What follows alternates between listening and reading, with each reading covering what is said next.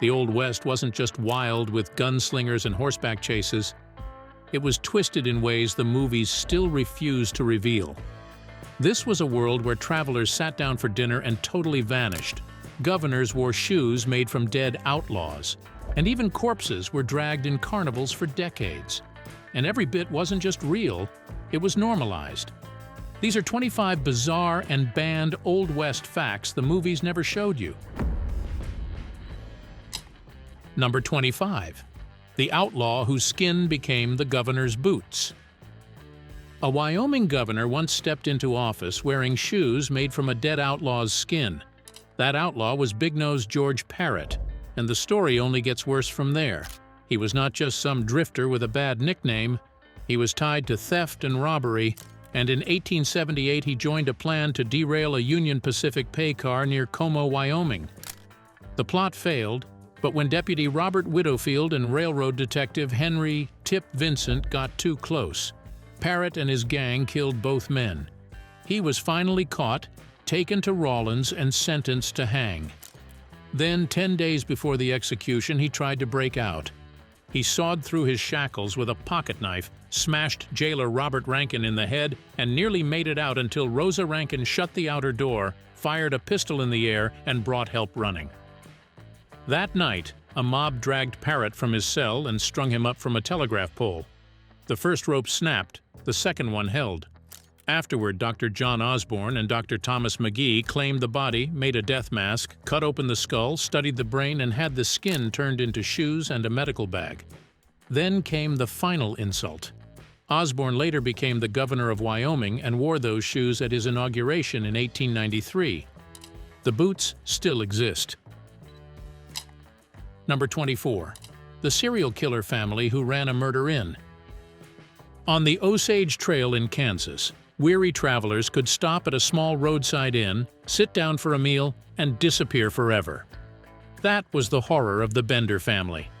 They looked like an ordinary frontier household living on a 160-acre homestead in the early 1870s. There was a father, a mother, a grown son, and a grown daughter. Their place sat on a busy route where strangers needed exactly what the Benders offered: food, a bed, and a little safety before the next stretch of road. Inside, that welcome was a trap. Guests were seated with their backs to a cloth curtain. Behind it, one of the Benders waited with a hammer. A crushing blow to the head came first. Then the victim's throat was cut. The body was dropped through a trapdoor or dragged into the cellar, then buried in the orchard or garden outside. The victims were not famous gunslingers. They were ordinary people moving through Kansas and trusting the wrong family. The killings began to come apart in 1873 after Dr. William York vanished on the trail. His brother Alexander York began searching, and pressure built fast around the Bender place. By the time investigators returned, the family had fled. At least 8 bodies were found on the property, and the family was tied to more disappearances. Number 23. The lawman who arrested his own son for murder. A deputy marshal was handed a murder warrant, and the man named on it was his own son. That was the position Bass Reeves found himself in during the summer of 1902. The accused was Benjamin, known as Benny Reeves. He had married Castella Brown in 1900, but the marriage broke down fast. Benny suspected Castella was being unfaithful, and on June 7th in Muskogee, he confronted her at a friend's house. After a short exchange, he shot her in the head. Then he turned the gun on himself, but the bullet only grazed his forehead, and he ran. What happened next turns this from a family tragedy into one of the hardest stories in Old West history. At first, there was hesitation about who should take the warrant. Then it was given to Bass Reeves, and he went after his son himself. He did not hand the job to another officer. He did not step aside. He did not put blood ahead of duty. He tracked Benny down, brought him in, and saw the case through. Benny was convicted in 1903 and sentenced to life in prison. He served about 11 years before being released. Bass Reeves had already built a fearsome name on the frontier, but this was the moment that showed exactly who he was. Plenty of men could chase outlaws. Very few could do the same when the outlaw was their own child. Number 22. The stagecoach legend whose secret was discovered only after death. The frontier knew Charlie Parkhurst as One-Eyed Charlie, a tobacco-chewing, hard-driving stagecoach tough who could handle rough roads better than most men alive. Passengers trusted those hands on the reins, and other drivers knew the name. In California, Charlie became famous for skill, grit, and a temper that matched the job. A horse kick had wrecked one eye, so Charlie wore a patch and kept going. On sharp bends, Charlie blew a horn to warn anyone coming the other way. For nearly 30 years, Charlie drove routes, faced holdups, and kept stages moving through mountain roads and bad country. On one trip, a robber known as Sugarfoot stole the money box. When he tried again later on the same route, Charlie shot him and fatally wounded him. That was the life people thought they understood. Then Charlie died in 1879, and the story changed. When the body was prepared for burial, people learned the famous driver had been assigned female at birth and had spent nearly an adult life living publicly as a man in one of the hardest jobs in the West. There's also a long-standing claim that Charlie signed California's Great Register in 1867. If true, it would make Charlie one of the earliest people assigned female at birth known to vote in the state. Number 21. The frontier town, so wild it was called Babylon on the Brazos. Fort Griffin was where the Old West crashed into itself. Soldiers, buffalo hunters, gamblers, drovers, sex workers, fugitives, and famous gunmen all jammed into one rough town on the Clear Fork of the Brazos. People called it Babylon on the Brazos, and that was not an exaggeration. The fort went up after the Civil War to guard the Texas frontier. Down below it, the town on the bottomland became known as the Flat, or the Bottom. It grew fast because it served exactly the people who made frontier life rich and unstable. Buffalo hunters came in with hides and meat. Trail drivers passed through on the way north. Drifters, gamblers, and men hiding from their past found a place that welcomed money and trouble at the same time. That mix made Fort Griffin feel packed, even when it was barely holding together. Doc Holliday, Wyatt Earp, John Wesley Hardin, Lottie Dino, Pat Garrett, John Selman, and other men who moved between law and outlaw life all passed through. By 1874, things had become so lawless that the fort commander put the town under government control and pushed several undesirable residents out.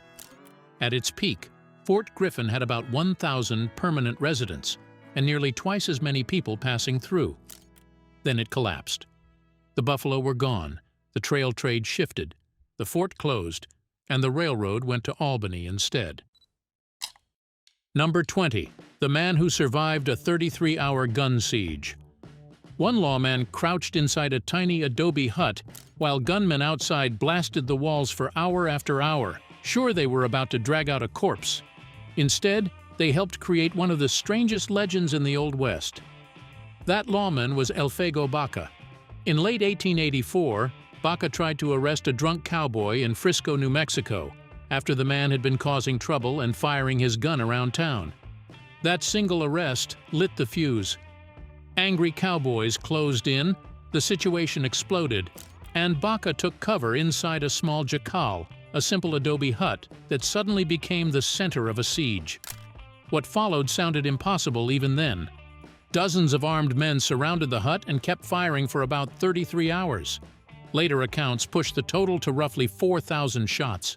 The walls were shredded, the building looked ruined, and the attackers expected Baca to come out dead. He did not.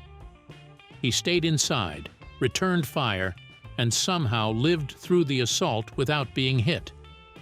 When the case later went to trial, the door from the hut was brought in as evidence, and it showed more than 400 bullet holes. Number 19. The dead outlaw whose corpse became a carnival attraction. In 1976, a film crew at a Long Beach amusement park tried to move what looked like a hanging dummy. Its arm snapped off and real bone showed through. The prop had been a dead outlaw for 65 years. His name was Elmer McCurdy, and he was no criminal mastermind. He was a drifter, an Army veteran, and a small-time robber whose jobs kept going bad. In his last big mistake, he hit the wrong train in Oklahoma and got only $46 and a jug of whiskey instead of the cash he expected. A few weeks later, in October 1911, lawmen tracked him to a hayloft near Bartlesville and shot him dead. No family came for the body. That is where the real story starts. An undertaker embalmed McCurdy with arsenic, dressed him up, put a rifle in his hands, and charged people to see the embalmed bandit. From there, the corpse drifted through carnivals, crime shows, haunted houses, wax museums, and fun houses. At one point, two men even pretended to be relatives so they could take the body and keep the sideshow money flowing. Decades passed, the skin dried out, the body stiffened, and layers of wax and paint turned him into something that looked fake. By the time that crew touched him in Long Beach, he had been painted bright red and hung like a prop. Number 18. The outlaw whose hanging went horribly wrong. An outlaw stepped onto the gallows in New Mexico. The trap opened, and the hanging went so badly that it became one of the most gruesome executions in Old West history. The man was Tom Blackjack Ketchum, and his death ended up far more famous than his crimes. Ketchum had started as a cowboy, then slipped into outlaw life, drifting into rustling, robbery, and violence across the Southwest. By the time he was locked up, he already had the kind of name that spread fast across frontier towns. But the story that stuck was not about a raid or a gunfight. It was about a rope. In 1900, Ketchum was badly wounded during an attempted train robbery near Folsom, New Mexico. He was captured, tried, and sentenced to hang. On April 26, 1901, crowds gathered in Clayton to watch the execution. Public hangings were supposed to show control, punishment, and order. Instead, the men running it got the drop wrong. The rope was too long, and when the trap opened, Ketchum was decapitated. The scene shocked the crowd and turned the gallows into a horror show. Afterward, photographs of the body spread on postcards, making the disaster even more famous. Number 17. The Black Outlaw Hunter Who Became a Western Legend. One of the most feared lawmen in the Old West was a formerly enslaved black deputy U.S. Marshal working the deadliest federal ground on the frontier. That man was Bass Reeves, and his real story tears straight through the version most Western movies sold for years. He was born enslaved in Arkansas in 1838, grew up in Texas, and escaped during the Civil War into Indian Territory. There he learned the land, learned native languages, and learned how to survive in a country that swallowed weak men whole. After the war, he farmed near Van Buren, Arkansas, and in 1875 he joined the Deputy Marshal Service tied to Judge Isaac Parker's court at Fort Smith. For the next 32 years, Reeves hunted fugitives across Indian Territory. He used disguises, memorized warrants because he could not read, and built a fearsome name for bringing in outlaws that other deputies could not catch. He rode into gunfights, survived assassination attempts, and was never wounded. In a 1901 interview, he said he had arrested more than 3,000 people. Newspapers later twisted parts of his legend, but the truth was already big enough. When Oklahoma became a state in 1907, black deputies were pushed out of federal service. Reeves then walked a police beat in Muskogee, and locals later said crime seemed to disappear wherever he patrolled. Number 16. The Apache leader who fought armies with just a few dozen warriors. For years, the United States and Mexico poured soldiers, scouts, and money into chasing one Apache leader whose force was tiny by comparison, yet he kept slipping away. That leader was Geronimo. The drive behind his long war was not some empty taste for violence. It was personal. As a young man, he lost his mother, his wife, and his children when Mexican soldiers attacked his camp. That grief stayed with him and hardened into a lifelong hatred that shaped everything that followed. Over the years, Geronimo became one of the most feared Apache resistance figures in the borderlands. Not because he commanded huge armies, but because he and a small band kept surviving campaigns that were supposed to end them. He knew the land, moved fast, and made both Mexico and the United States spend far more time and force on him than they wanted. Then came the break. In 1886, Geronimo surrendered for the last time, and that surrender marked the end of major Apache warfare in Arizona. After that, he was held as a prisoner of war, taken far from his homeland, and turned into a famous captive. The same man who had once forced armies to chase him later appeared at fairs and big public events, signed autographs, and lived as a controlled symbol of the frontier the United States claimed it had conquered. Number 15. The woman gambler who beat men at their own tables. Poker Alice walked into rough Western card rooms dressed in fine clothes, covered in diamonds, carrying a pistol, and taking men's money with a calm face. That is how she built her legend. She was born Alice Ivers in England in 1851 and came to the United States as a child. After her family moved west, she married a mining engineer and learned cards in Colorado mining country. When he died, she turned gambling into a living and never looked back. Poker Alice lasted because she was good, not because she was unusual. She built a name in poker and faro across Colorado, South Dakota, and other frontier towns, smoking cigars, dressing sharply, and using style as part of the game. Men underestimated her, and that helped her win. Over time, she became one of the most recognizable gamblers in the West, not just a woman in a man's world, but a player who could control the table. Then her story took another turn. After years on the card circuit, she ran a place near Sturgis that mixed gambling, liquor, and sex work. In July of 1913, soldiers came there looking for trouble. They smashed windows and cut the wires, and Poker Alice answered with gunfire. She was arrested after the shooting, but the moment fit her perfectly. She was never just some pretty face at a card table. Number 14. The mail carrier who fought wolves, bandits, and blizzard country. Mary Fields was the kind of woman nobody could shove off the road. She had mail to carry, weather closing in, and a route across northern Montana that most people would not have wanted at all. Born enslaved in Tennessee around the early 1830s, she gained her freedom after the Civil War, took hard jobs wherever she could find them, and eventually made her way west. By the time she reached Montana, people already knew she was blunt, strong, stubborn, and not built to back down for anyone. In 1895, in her 60s, she won a star route contract to carry mail between St. Peter's Mission and Cascade, Montana. That route was about 34 miles round trip through rough country, bad roads, and brutal weather. For 8 straight years, she did the work without missing a day. If the snow got too deep for the stagecoach, she strapped on snowshoes and carried the mail on foot. She dealt with wolves, bandits, and the kind of cold that could kill a person before sunrise. People remembered the guns she carried, the way she protected the mail, and the way she just kept moving no matter what the land threw at her. Number 13.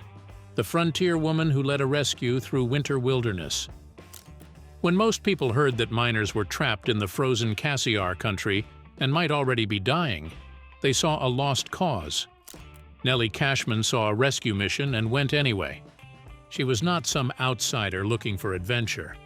By the time that crisis hit in the winter of 1875, she was already deep in mining life. She was an Irish immigrant, a businesswoman, a boarding house operator, a prospector, and someone miners trusted because she understood the world they lived in. When word reached her that stranded men were sick, starving, and cut off by deep snow, she did not sit back and wait for somebody else. She gathered food, medicine, and supplies, took charge of a small rescue party, and headed into brutal winter country. The trip was hard, cold, and dangerous. Exactly the kind of route that could bury people before they ever reached the men they were trying to save. The mission became the act that fixed her name in regional legend as the Angel of the Cassiar. Number 12. The U.S. Army's failed Camel Corps. The U.S. Army really imported camels from the Middle East to help move supplies across the American Southwest. It was not a joke, not a rumor, and not some side project dreamed up by a bored officer. Congress approved money for it, the War Department backed it, and the whole plan was meant to solve a real frontier problem: how to haul loads across hot, dry country where horses and mules struggled. In 1855, Congress set aside $30,000 for the experiment. Jefferson Davis pushed it, Major Henry C. Wayne was put in charge, and Lieutenant David Dixon Porter sailed overseas to help buy the animals. The first group arrived in Texas in 1856 and was taken to Camp Verde. And here is the crazy part. The camels actually worked. They carried as much as 600 pounds, went long stretches without water, ate plants other pack animals ignored, and handled rough country better than many men expected. They proved themselves on hard trips in Texas, New Mexico, California, and even into Big Bend country. The project did not die because the camels failed. It died because soldiers hated the smell, horses panicked around them, handlers could not stand them, and the Civil War wrecked the support behind the whole idea. After that, some were sold, some were scattered, and some were turned loose. For years, people in the Southwest kept reporting wild camels wandering the desert. Number 11. The family cabin that worked like a death trap. On the road between Elizabethtown and Taos stood a lonely cabin where travelers could get food, rest, and a bed for the night. For some of them, that stop became the end of the road. That was the fear tied to Charles Kennedy, a mountain man whose roadhouse sat in the kind of frontier country where strangers could disappear without drawing much notice. Kennedy lived there with his wife, Rosa, a Ute woman, and their young son. The cabin stood near Palo Flechado Pass in northern New Mexico, in a region filling up with miners, drifters, and passers-by after gold drew people into the area. That traffic made the place useful, but it also made it perfect for something darker. In a transient mining country, missing travelers were easy to overlook. Over time, people began whispering that men vanished after stopping at Kennedy's place. He was later accused of robbing and killing multiple guests, with some accounts putting the number at 14 or more. Rosa became the reason the story survived. After she fled in terror and told what she knew, men searched the property and found human remains and other evidence. That was enough to unleash frontier justice. Clay Allison helped lead the men who went after Kennedy, and before any proper verdict could settle the case, the alleged killer was dragged from jail and put to death. Number 10. The Black Cowboys Hollywood Erased. About 1 in 4 cowboys was black, yet generations of Western movies made the frontier look almost completely white. Many black cowboys were already doing hard ranch work in Texas and the Southwest while they were still enslaved. They handled cattle, horses, ropes, branding irons, and long days in the saddle before freedom ever came. After the Civil War, those same men took the skills they already had into paid cattle work. For many of them, the cattle trails and ranches of the West offered more movement and more chance than the South they had just escaped. These men were not side figures or camp helpers. They drove herds for hundreds of miles, broke wild horses, roped and branded stock, worked night watches, and kept ranches running. Nat Love became one of the most famous trail drivers of his day. Bose Icard earned such deep respect on the cattle trail that a monument was later raised in his honor. Bill Pickett changed rodeo forever with the bulldogging style that made him a legend. Number 9. The woman who set a fire to break Doc Holliday out of trouble. While a town turned toward a sudden fire, Big Nose Kate stepped into the confusion, got a gun into Doc Holliday's hands, and helped him slip away before a mob could close in. That is one of the best escape stories in the Old West, and it fits Kate perfectly. She was born Mary Catherine Horany in Hungary in 1849, came from an educated family, and lost both parents while still young. By the time she reached Fort Griffin, Texas, she was already tough, stubborn, and fully capable of surviving on her own terms. That is where she met Doc Holliday. Their relationship was messy, fiery, and hard to pin down, but it was never weak. The best-known version of the Fort Griffin story begins after Holliday got into trouble over a card dispute involving Ed Bailey. He was detained and in danger of mob violence in a town that barely had proper control over anything. Kate created a diversion by setting fire to a nearby shed, then used the chaos to help Doc get out before the crowd could take him. Number 8. The Pony Express that became obsolete almost overnight. The Pony Express became one of the biggest legends in the Old West, even though it barely lasted a year and a half. That is the first surprise. The second is that the legend was earned. It launched in April 1860, running from St. Joseph, Missouri to Sacramento, California, covering more than 1,800 miles in about 10 days.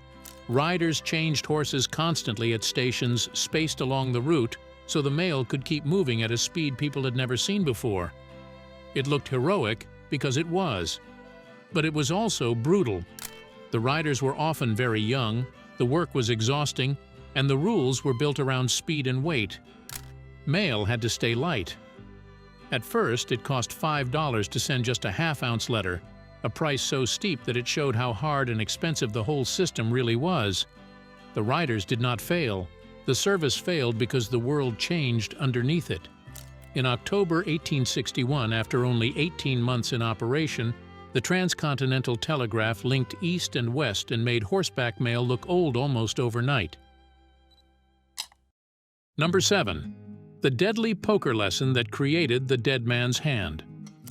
One of the most famous gunmen in the West sat down to play cards, ended up in the only seat he hated, and within minutes his final hand became part of American folklore. That was Wild Bill Hickok. By 1876, he was already a national frontier celebrity, and men like him stayed alive by habits. One of his biggest rules was simple: never sit with your back to a door. On August 2nd in Deadwood, he broke that rule because the seat he preferred was not available. Hickok sat down to play poker at Nuttall and Mann's Saloon with his back turned the wrong way. Then Jack McCall walked up behind him and shot him in the back of the head. That would have been enough to keep the murder famous, but the cards pushed it into legend. The hand linked to his death became known as the dead man's hand, usually described as black aces and black eights.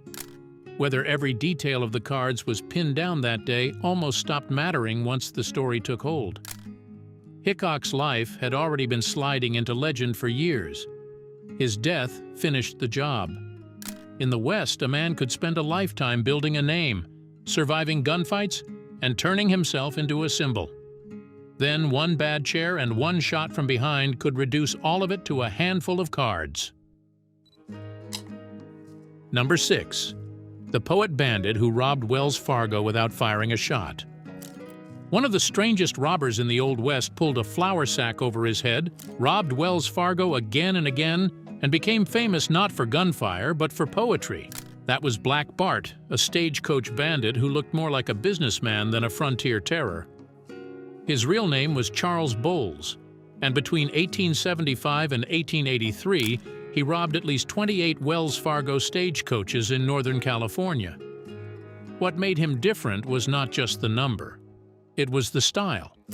He was polite, theatrical, and usually interested in company money, not the passengers. He did not leave poems after every robbery the way later retellings claim. He left them twice, and that was enough to make him unforgettable. During the robberies, he wore a flour sack with eye holes cut into it and a hat pulled over the top. Off the trail, he passed as a well-dressed San Francisco boarder who claimed to be in mining. For years, that act held. Then, in his last robbery, he was wounded and dropped a handkerchief marked by a laundry service. Pinkerton detectives traced that scrap of cloth back to Charles Bowles, and the poet outlaw was finally finished. Number 5. The woman who robbed a stagecoach and lived to tell the story. In 1899, one of the last stagecoach robberies in the American West was pulled off by a woman dressed as a man. Her name was Pearl Hart, and that shock made her famous. She was born in Canada in 1871, married young, and ended up in a violent marriage that kept falling apart. After drifting west, she landed in Arizona, broke and tied to a drifter known as Joe Boot. On May 30th, 1899, the two stopped the Globe de Florence stage. This was not some polished outlaw masterpiece. It was nerve, desperation, and bad planning. They took the cash, but Pearl did something nobody forgot. She gave each passenger $1 back so they could buy a meal when they reached town. Then the whole thing collapsed. Pearl and Boot got lost, and a posse caught them within days. The newspapers exploded over a female stage robber. Because there were no proper facilities for a woman in Florence, Pearl was jailed in Tucson, where she escaped by cutting a hole through the wall. She was caught again soon after. Stories later placed her around the Wild West show business. Number 4. The first-class warrior who ended up in Buffalo Bill's show. The man whose name was tied to one of the United States Army's worst defeats later rode before paying crowds in Buffalo Bill's Wild West show.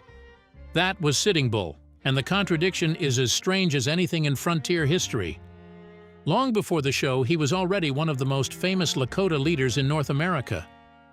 His name carried enormous weight after the Great Sioux War, and especially after the 1876 campaign that ended at Little Bighorn. That is what makes the next part hit so hard. After surrender, imprisonment, and life under government control, Sitting Bull joined Buffalo Bill's show in 1885. He signed a 4-month contract, was paid well for the time, and quickly became one of the show's biggest attractions. Crowds were not just watching a performer. They were watching a man who had once stood against the United States, now turned into part of its frontier entertainment machine. He rode into the arena, drew huge attention, and sold the legend built around his own name. The deal gave him the right to sell souvenir photographs of himself and charge people to pose with him, which made the whole thing even stranger. A war leader was now making money from his own image while still living under federal power. Then, after roughly 4 months, he left the show and went back to Standing Rock. Number 3. The Saloon Women Who Made Gold Rush California Run. In early Gold Rush California, women were so scarce that one woman walking into camp could change the whole social and business balance around her. At the height of the imbalance in 1850, men outnumbered women by about 12 to 1. That shortage made women valuable in ways the usual movie version barely bothers to show. They were not just standing around in saloons looking decorative. They were running boarding houses, cooking meals, washing clothes, sewing, managing hotels, keeping gaming rooms alive, singing, dancing, and building businesses in towns overflowing with lonely men and fast money. In mining camps, men paid heavily for things that sound simple now: a hot meal, clean clothes, music, conversation, a dance, or just the chance to be around women in places where almost everyone else was male. That demand created real power. Some women made steadier money than the miners themselves because they sold services the camps needed every single day, whether gold was found or not. Number 2. The judge who ran court from a saloon. In one rough corner of Texas, if you needed a marriage, a fine, or a court ruling, you might get it from a saloon keeper holding court inside his own bar. That man was Roy Bean. Before he became a frontier legend, he had already lived hard as a drifter, trader, fighter, and serial escape artist. Then he landed in West Texas, just as railroad camps, scattered settlements, and border country trouble created a need for some kind of local authority. In 1882, he was officially appointed Justice of the Peace. From there, Roy Bean turned himself into something bigger than the office. He held court in his saloon, called himself the Law West of the Pecos, and built a reputation that mixed real authority with pure performance. He became famous for odd rulings, sharp dealing, and theatrical behavior. And despite the later hanging judge legend that followed him for years, he never actually hanged anyone. Number 1. The ghostly blue fire that lit up cattle horns in storms. Out on a night drive with thunder rolling in and cattle bunching tight, some cowboys saw something that looked cursed. Blue fire flickered from the tips of horns and sometimes from horses' ears, glowing in the dark while the storm closed around them. It sounds like a ghost story, but it was real. What they were seeing was St. Elmo's fire, a real electrical glow that forms on pointed objects when the air becomes heavily charged during storms. The fear came from the fact that the men seeing it had no easy way to explain it. They were already working in rain, wind, mud, and darkness, trying to keep a herd from breaking apart. Then the animals themselves seemed to light up. That would rattle anybody. The science behind it is simple now. In storm conditions, charged air can create a faint blue or violet corona around sharp points, and horns are perfect for it. But in the Old West, that explanation was not waiting on the prairie. What people had instead was the sight of a herd glowing in the night while thunder cracked overhead. Tough men who could face stampedes, gunfire, and hard country still found that image deeply unsettling. Thanks for watching. Now check out the videos popping up on screen for more unbelievable stories.